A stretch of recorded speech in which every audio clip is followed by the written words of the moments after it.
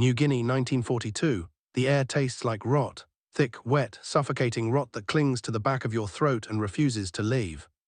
The jungle canopy blocks out the sun, turning midday into perpetual twilight.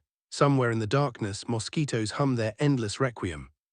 Somewhere closer, the crack of rifle fire echoes through the mahogany trees. And somewhere between the Kokoda track and the Owen Stanley Range, 8,000 Australian soldiers are fighting a war they were never supposed to win. They are exhausted, they are starving. They are dying of malaria, dysentery and tropical ulcers that eat through flesh down to the bone. Their uniforms hang in tatters, their boots have rotted off their feet. They have been fighting for months without rest, without reinforcement, without hope. And now, as they cling to a muddy ridge overlooking the village of Irabewa, just 30 miles from Port Moresby, they receive word from Allied headquarters. The word is simple, the word is final. You are dead men walking. General Douglas MacArthur, Supreme Commander of Allied forces in the Southwest Pacific, has made his assessment. The Australians are finished, they are cowards. They are incompetent, they are running from the Japanese like frightened children. He has seen the reports, he has read the intelligence, he has made his decision. The Australian defence is collapsing, Port Moresby will fall, New Guinea will fall, and the blame will rest squarely on the shoulders of the men who failed to hold the line. MacArthur's staff officers echo his judgment. The Australians are broken, they lack fighting spirit, they lack discipline, they lack the will to win. In Washington, in Brisbane, in Melbourne, the whispers begin. The Australians are not up to the task. They are second-rate soldiers in a first-rate war. They must be replaced. But something strange is happening in the jungle, something the generals in their air-conditioned headquarters cannot see, something the intelligence reports cannot capture. Something that will turn the entire narrative of the Pacific War on its head. The men who are supposed to be fleeing are not fleeing at all. The men who are supposed to be defeated are not defeated.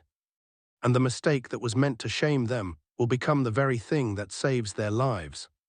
To understand what happened in the green hell of New Guinea, you must first understand what the jungle meant in 1942. It was not a battlefield, it was not terrain. It was an entity unto itself, vast and merciless and utterly indifferent to human ambition.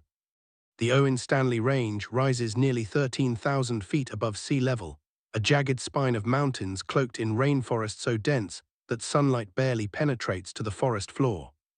There are no roads, there are no villages, there are only trails narrow and treacherous carved by native porters over centuries of trade.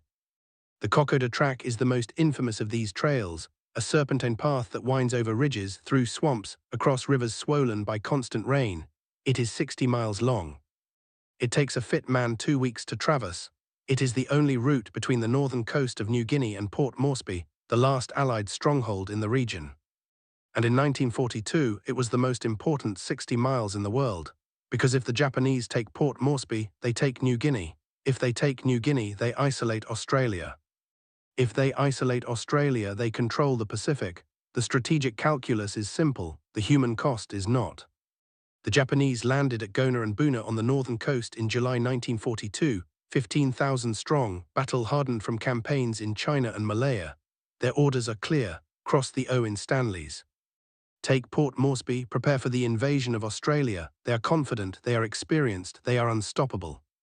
Opposing them are fewer than 8,000 Australians, most of them militia, poorly trained and poorly equipped, rushed to the front with weeks of preparation instead of months. They are clerks and farmhands and shop assistants in uniform. They have never seen combat, they have never seen a jungle. They have never seen an enemy that moves like ghosts through the trees and strikes without warning. The odds are not in their favor, the terrain is not in their favor. The weather is not in their favor, and yet from the very first engagement at Kokoda village, the Australians do something unexpected. They fight, not with the precision of professionals, not with the discipline of regulars, but with the desperation of men who know there is nowhere left to run. Every ridge becomes a killing ground, every river crossing becomes a death trap. The Japanese advance, yes, but they advance slowly, bleeding men and supplies with every mile.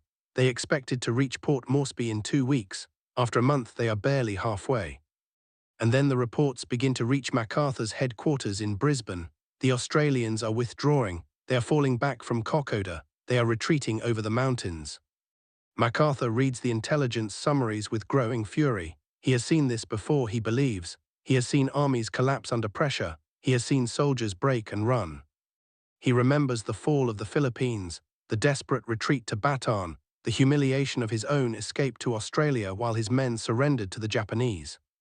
He will not allow it to happen again. He will not allow the Australians to lose New Guinea through cowardice. He dictates a message to the Australian government. The behavior of the troops in New Guinea is unacceptable. They are running from the enemy. They lack the will to fight. They must be replaced with American forces. He goes further. In private conversations with his staff, he calls the Australians cowards. He accuses their commanders of incompetence. He demands their immediate relief. The Australian Prime Minister, John Curtin, is stunned. The Australian commander in New Guinea, General Thomas Blamey, is outraged. But MacArthur is supreme commander. His word is law. His assessment carries the weight of the entire American war machine, and his assessment is damning. The Australians are finished. The question is not whether they will be replaced, but when. What MacArthur does not understand, what he cannot understand from his headquarters 1,000 miles away, is the nature of the fighting on the Kokoda track.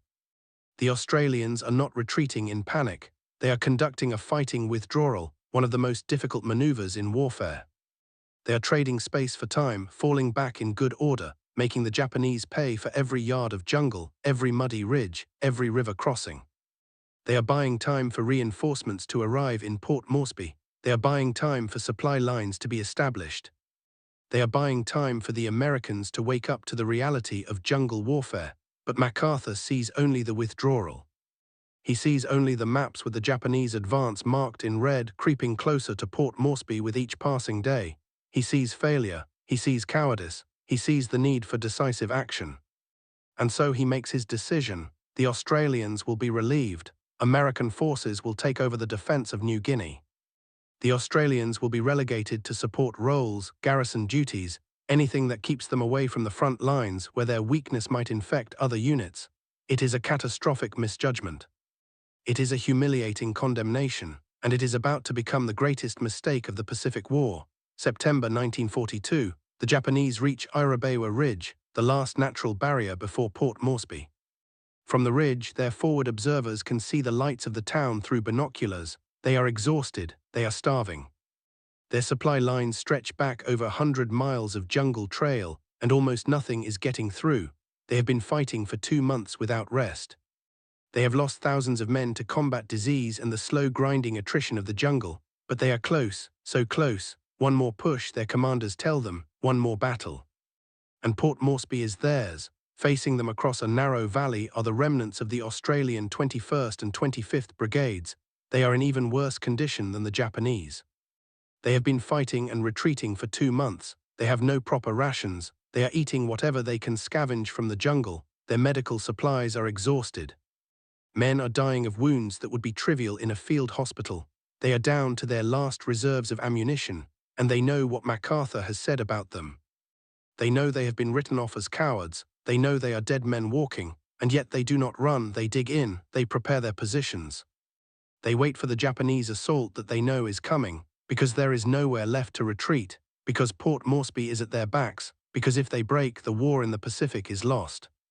Not because MacArthur believes in them, not because Allied command has faith in them, but because they believe in themselves. The Japanese attack comes at dawn. Wave after wave of infantry, screaming, charging up the muddy slopes through the morning mist. The Australians meet them with rifle fire, machine gun fire, grenades rolled down the hill into the advancing ranks. The fighting is savage, hand to hand. Bayonets and entrenching tools and sheer animal fury. The Japanese reach the Australian positions. The Australians throw them back. The Japanese regroup and attack again. The Australians hold. For 6 days the battle rages along Irabewa Ridge. 6 days of unrelenting violence. 6 days that will determine the fate of nations. And then on September 24th, something inexplicable happens. The Japanese stop attacking. They pull back from the ridge. They begin to withdraw, not in panic, not in rout, but in good order, retreating back along the Kokoda track toward the northern coast. The Australians, bloodied and exhausted, watch in disbelief. They have won. Against all odds, against all expectations, against the judgment of their own supreme commander, they have stopped the Japanese advance. Port Moresby is saved, but why did the Japanese withdraw? The answer lies not in the jungles of New Guinea, but in the waters of the Pacific, 1,000 miles to the east. At Guadalcanal, American forces have launched their first major offensive against the Japanese, landing on the island and seizing the airfield. The Japanese High Command makes a strategic decision. Guadalcanal is more important than Port Moresby. Resources must be redirected. The offensive in New Guinea must be abandoned.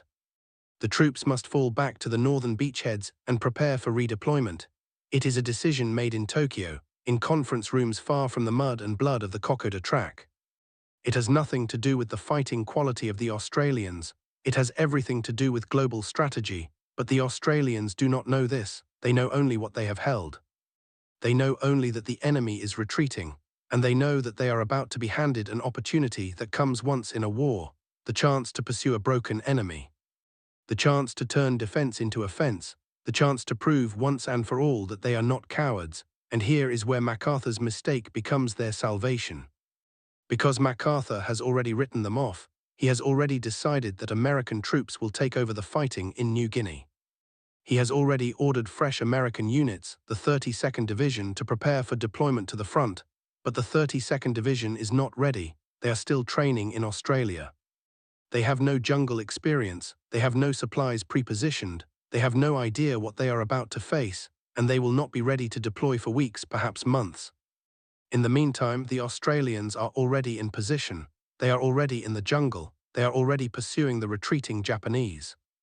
And because MacArthur has declared them incapable of offensive operations, because he has publicly stated they lack fighting spirit, no one in Allied headquarters is paying close attention to what they are doing. They are expected to hold Port Moresby and nothing more. They are expected to sit tight and wait for the Americans to arrive and do the real fighting. They are expected to be dead men walking. Instead, they attack. General Blamey, strung by MacArthur's accusations, drives his commanders forward with ruthless determination.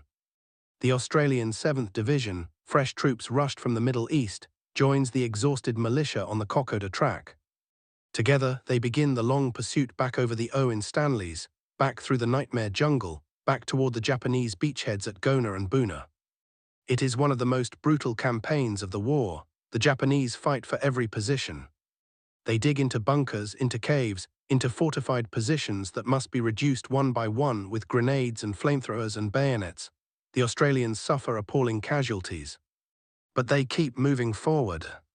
And because MacArthur is focused on preparing the American divisions, because he has convinced himself that only American troops can win in New Guinea, the Australians are left to fight their war with minimal interference from headquarters. They are not burdened by unrealistic orders. They are not hampered by staff officers who do not understand jungle warfare. They are not forced to conform to American tactical doctrine that emphasizes firepower over mobility. They fight their own war in their own way, using the lessons they have learned in 2 months of savage combat.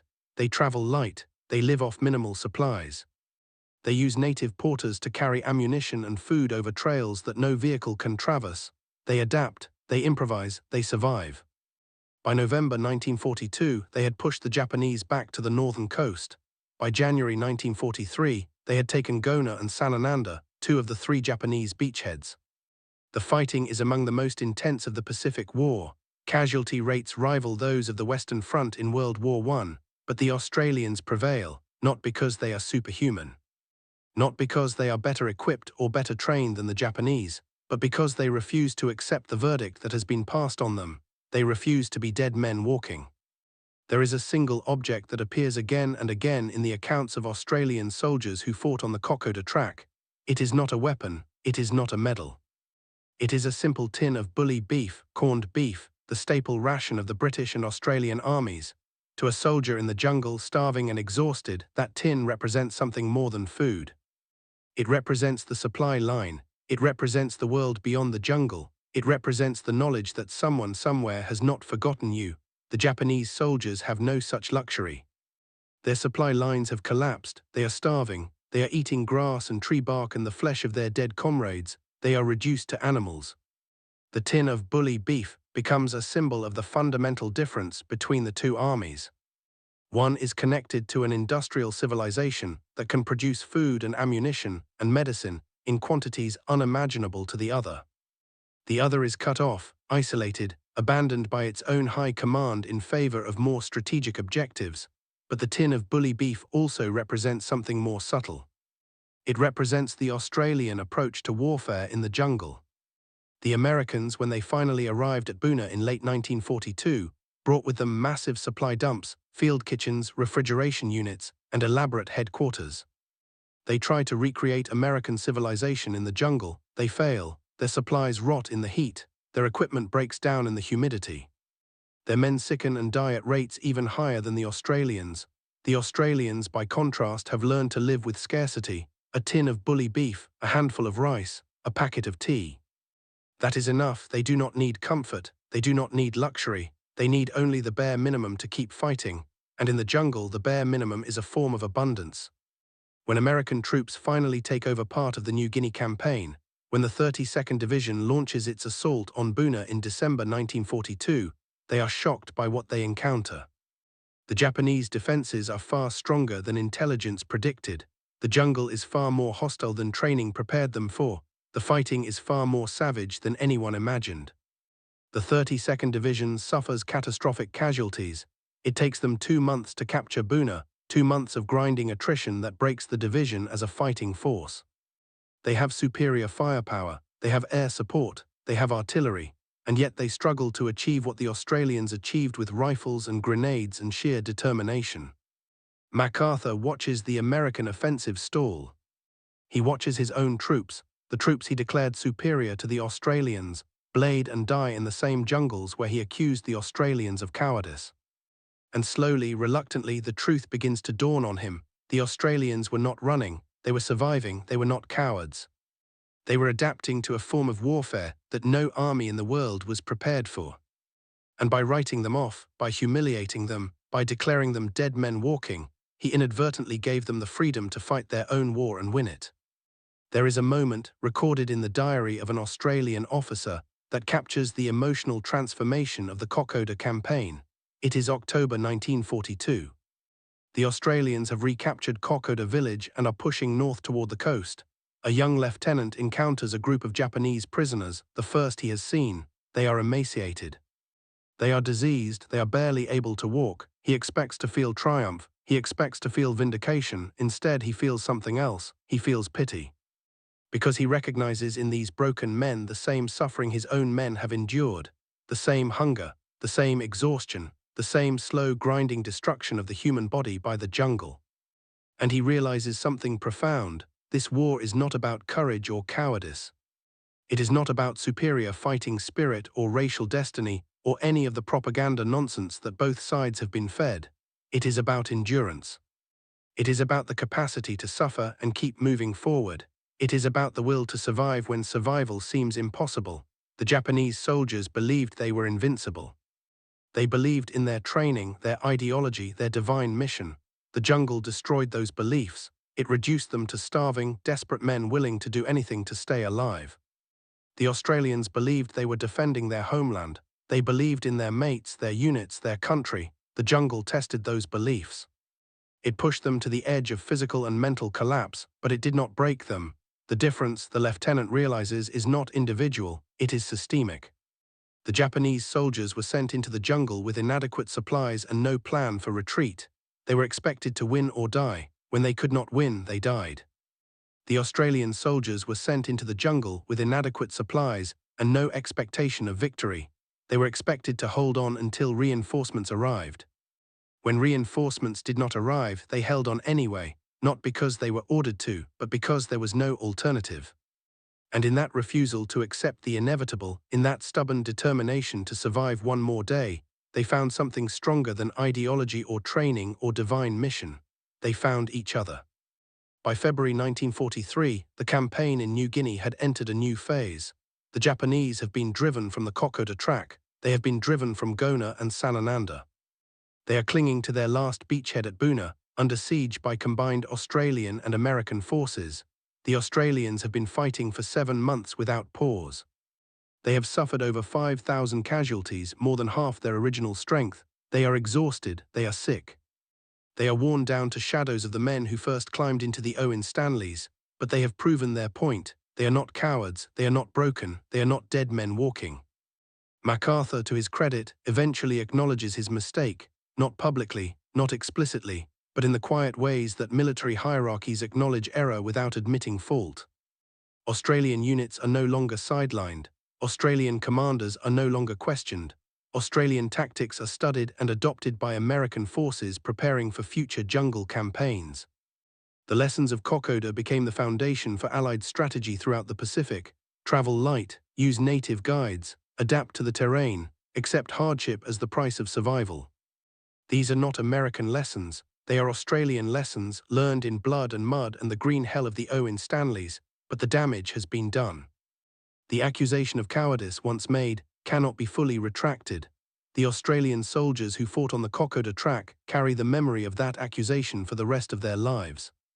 They know what MacArthur said about them, they know how they were written off, they know they were declared dead men walking, and they know that they proved him wrong. Not through grand gestures or heroic charges, but through the simple act of refusing to die. There is a photograph taken in early 1943 that has become iconic in Australia.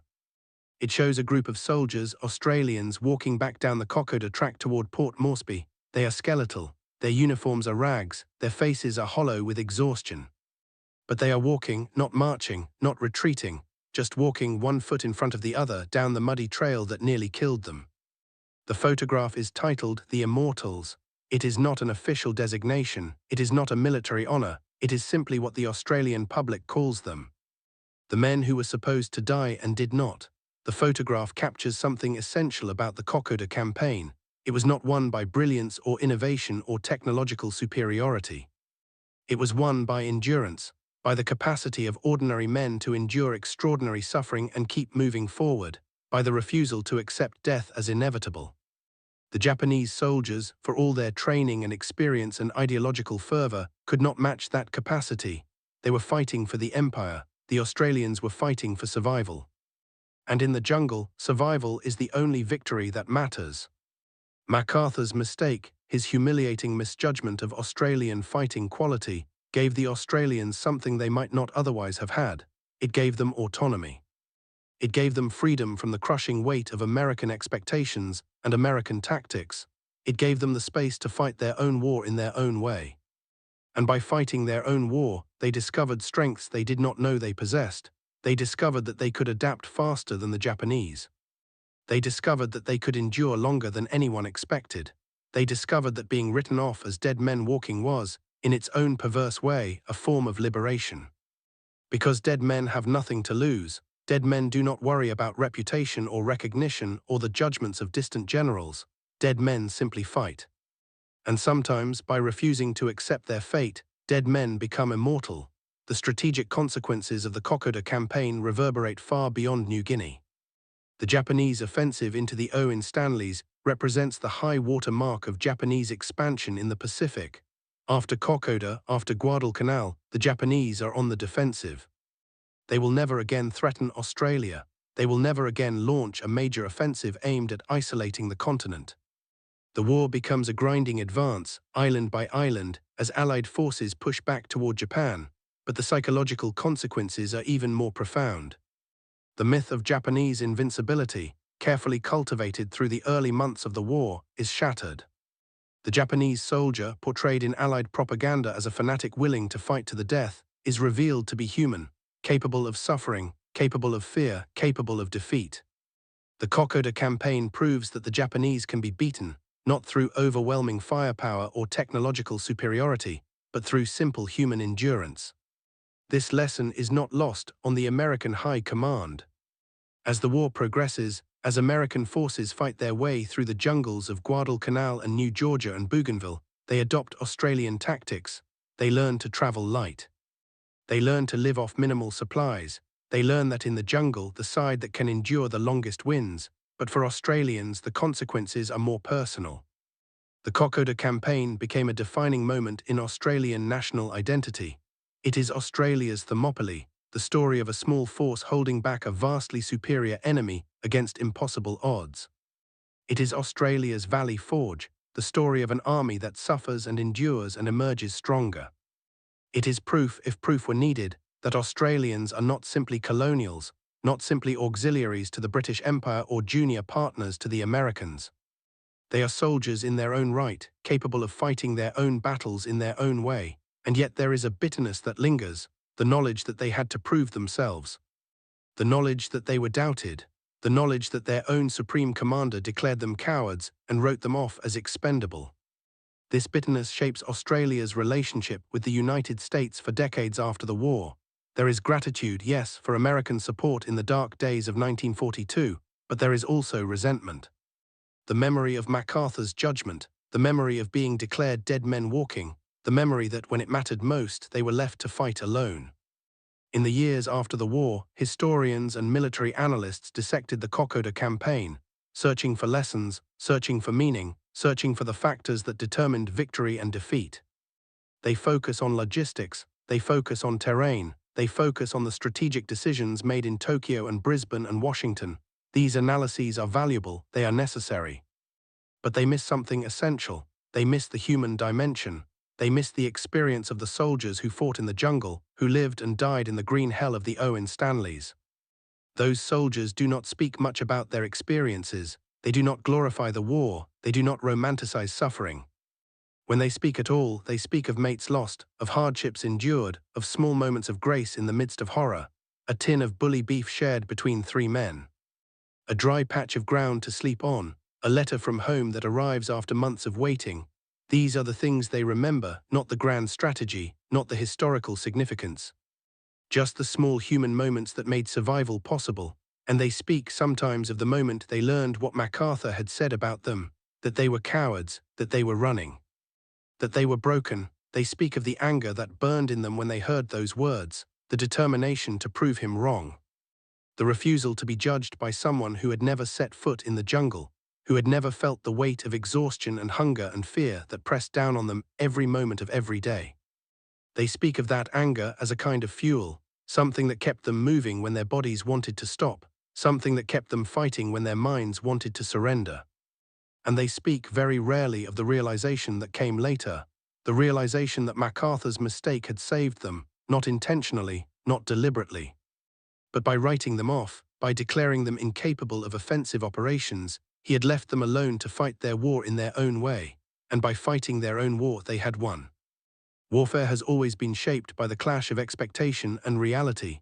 Generals plan campaigns based on maps and intelligence reports and historical precedent. Soldiers fight those campaigns in mud and blood and chaos that no map can capture. The gap between plan and execution is where wars are won or lost. The Kokoda campaign is a perfect example of this gap. MacArthur planned for a conventional defense of Port Moresby, followed by a conventional offensive once sufficient American forces arrived. He expected the Australians to hold at best or collapse at worst.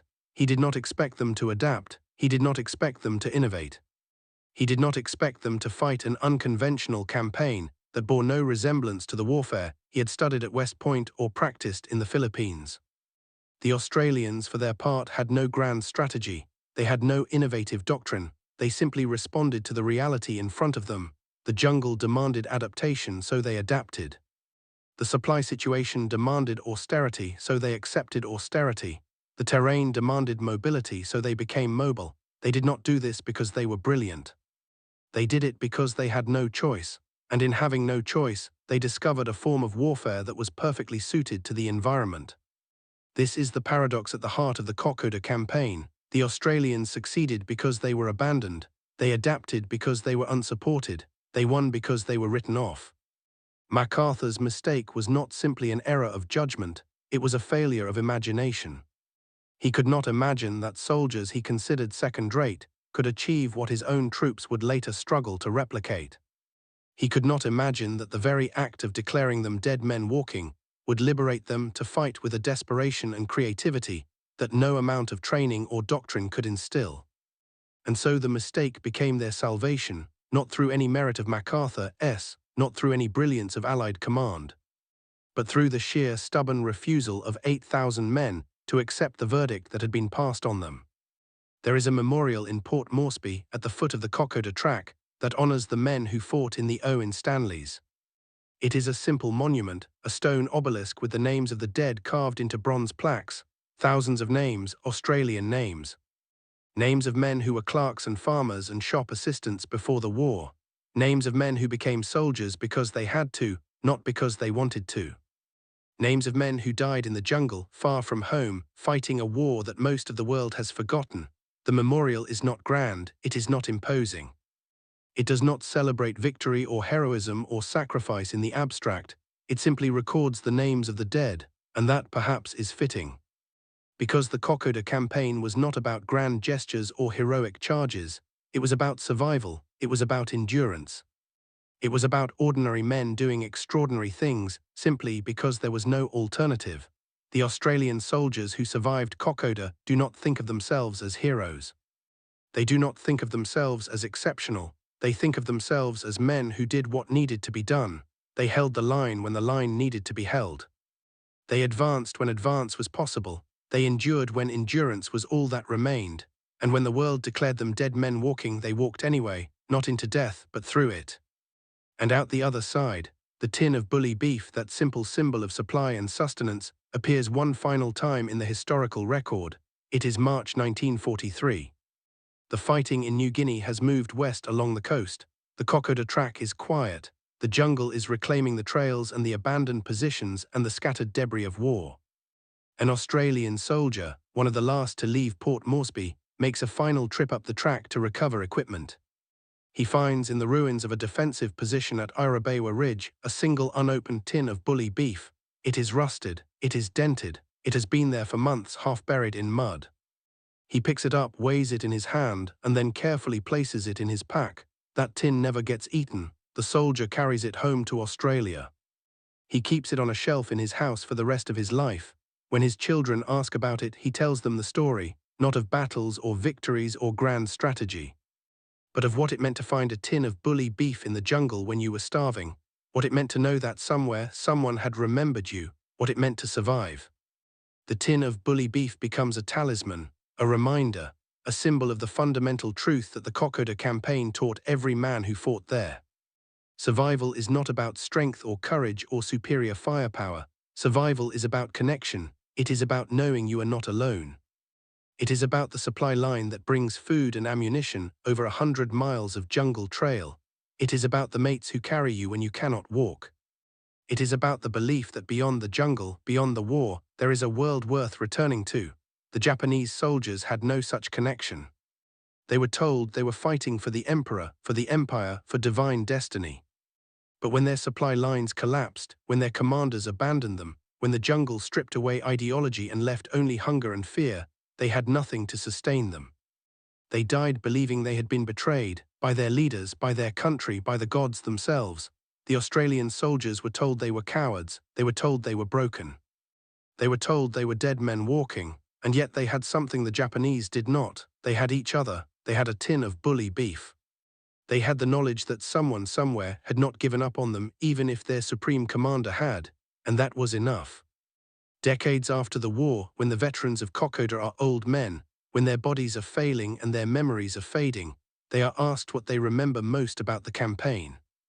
They do not remember the battles, they do not remember the fear or the exhaustion or the horror, or rather they remember those things but they do not speak of them. What they speak of, what they remember with a clarity that age cannot diminish, are the small acts of kindness, the mate who shared his last cigarette, the officer who gave up his rations so a sick soldier could eat, the medic who stayed with a wounded man through the night, knowing that Japanese patrols were nearby. These are the memories that endure, these are the moments that define their experience, and they speak of the moment they learned that MacArthur had called them cowards. That moment of rage and hurt and determination, that moment when they decided, individually and collectively, that they would prove him wrong, not for glory, not for recognition, but for themselves. For their mates, for the simple human need to be seen and valued and remembered as something other than failures. In that sense, MacArthur's mistake was a gift. A cruel gift, an unintended gift, but a gift nonetheless. It gave them a purpose beyond mere survival. It gave them something to fight for that was more immediate, more personal than abstract concepts like freedom or democracy. They were fighting to prove that they were not cowards, that they were not dead men walking, that they were soldiers, capable and determined and worthy of respect, and in fighting for that recognition they achieved something far greater. They won the campaign, they saved Port Moresby, they stopped the Japanese advance, They changed the course of the war, but more than that, they changed themselves. They discovered reserves of strength they did not know they possessed. They discovered that they could endure horrors that would have broken lesser men. They discovered that when the world writes you off, when your own leaders declare you expendable, you have a choice. You can accept that verdict and die, or you can reject it and live. And living, even in the hell of the Owen Stanleys, even in the green nightmare of the jungle, even as dead men walking, is its own form of victory. History remembers the Kokoda campaign as an Allied victory, a defensive success that stopped Japanese expansion and turned the tide in the Pacific. This is true as far as it goes. But it misses the deeper truth. The Kokoda campaign was not won by strategy or firepower or superior resources. It was won by men who refused to be what others said they were. It was won by soldiers who, when declared dead, chose to keep walking. It was won by the stubborn, inarticulate, deeply human refusal to accept defeat. MacArthur's mistake was to judge those men without understanding them, to see their withdrawal as cowardice rather than tactical necessity, to mistake adaptation for weakness, to confuse endurance with failure. He was not alone in this. Throughout history, conventional military thinkers have dismissed unconventional tactics as signs of inferiority. They have mistaken flexibility for lack of discipline. They have confused innovation with desperation. And they have been proven wrong, again and again, by soldiers who fight not according to doctrine, but according to reality. The Australians on the Kokoda track had no doctrine for jungle warfare. They had no training manual for fighting in the Owen Stanleys. They had only their wits, their courage, and each other, and that was enough, not because they were supermen. Not because they were better soldiers than the Japanese or the Americans, but because they were willing to learn, willing to adapt, willing to discard everything they thought they knew about warfare and embrace the brutal reality of combat in the jungle. And in that willingness, that flexibility, that refusal to be bound by conventional thinking, they found the key to survival. This is the lesson of Kokoda. Not that Australians are exceptional soldiers, but that soldier, any soldier, is capable of extraordinary things when they are given the freedom to adapt. When they are not constrained by doctrine or hierarchy or the expectations of distant commanders. When they are left alone to fight their own war in their own way. MacArthur, by writing off the Australians, inadvertently gave them that freedom, and they used it to achieve what he thought impossible. The jungle has reclaimed the Kokoda track. The trails are still there, maintained now as a pilgrimage route for hikers who want to experience a small fraction of what the soldiers endured. The defensive positions have eroded. The bunkers have collapsed. The debris of war has rusted and rotted and returned to the earth, but the memory remains. In Australia, Kokoda is synonymous with endurance, with sacrifice, with the refusal to surrender. It is taught in schools. It is commemorated in ceremonies. It is woven into the national mythology. But there is a darker memory that also remains, the memory of being written off, the memory of being called cowards by the very command structure that was supposed to support and value you. The memory of fighting not just against the enemy, but against the judgment of your own allies. This memory is less comfortable, it is less celebrated, but it is no less real. And it shapes how Australians understand themselves and their place in the world, not as junior partners, not as subordinates, but as equals capable of fighting their own battles and making their own decisions. The tin of bully beef, that simple symbol, captures both memories. It represents the supply line, the connection to the world beyond the jungle, the knowledge that you are not alone, but it also represents scarcity. It represents the need to survive on the bare minimum. It represents the reality that sometimes you are all you have, and that has to be enough. The Australians who fought on the Kokoda track learned that lesson in the hardest way possible. They learned it through suffering and loss, and the slow grinding destruction of their bodies by the jungle. They learned it by being declared dead men walking and refusing to die. And in learning that lesson, they became something more than soldiers. They became proof that the human capacity to endure, to adapt, to survive, is stronger than any ideology, any doctrine, any judgment passed by men who have never walked in your shoes. There is a final image that stays with those who study the Kokoda campaign. It is not dramatic, it is not cinematic, it is simply a photograph of footprints in mud, Australian boots, Japanese boots. Overlapping, crossing, disappearing into the jungle. The photograph was taken somewhere on the Kokoda track in late 1942. The photographer is unknown, the context is lost, but the image endures. because it captures the essence of the campaign. Two armies walking the same trails, suffering the same horrors, enduring the same jungle, not as grand armies with banners and drums, but as lines of exhausted men, putting one foot in front of the other, trying to survive long enough to fight another day. War at its most basic level is this: footprints in mud. Men walking toward death, or away from it, or simply through it. The grand strategies, the brilliant tactics, the decisive battles, these are the stories we tell ourselves to make sense of chaos. But the reality is simpler and more brutal. War is endurance, war is suffering, war is the capacity to keep walking when every fiber of your being wants to stop. The Australians kept walking. Even when they were declared cowards, even when they were written off as dead men, even when their own supreme commander had given up on them, they kept walking, not because they were heroes, not because they were exceptional, but because stopping meant dying, and they chose, individually and collectively, to live. MacArthur's mistake gave them the freedom to make that choice. His humiliating judgment, his catastrophic misjudgment of their fighting quality, removed the weight of expectation and doctrine and conventional wisdom. It stripped them down to essentials: survive, adapt, endure. And in embracing those essentials, they discovered something that no amount of training or equipment or firepower could provide. They discovered that they were enough. Just as they were, dead men walking, but walking nonetheless. And that, in the end, is the only victory that matters, not the strategic outcome, not the historical judgment, not the place in the grand narrative of the war, but the simple act of survival, of walking out of the jungle when the world expected you to die there, of proving, through action rather than words, that you are not what others say you are, that you are what you choose to be, and choosing, in the face of overwhelming odds, to live. The footprints in the mud fade, the jungle erases them, but the choice remains, carved into memory, carved into history, carved into the soul of every man who walked the Kokoda track and survived.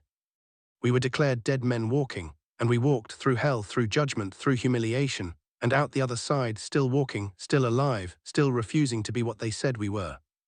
That is the legacy of Kokoda, not heroism, not glory, but the simple, stubborn, deeply human refusal to die. And sometimes, in the darkest moments of history, that refusal is the only light we have. The only hope, the only thing worth fighting for, not the grand ideals, not the abstract causes, but the knowledge that you can endure, that you can survive, that you can keep walking, one foot in front of the other, even when the world has given up on you, especially when the world has given up on you, because that is when walking matters most. That is when survival becomes defiance. That is when dead men, by refusing to die, become immortal.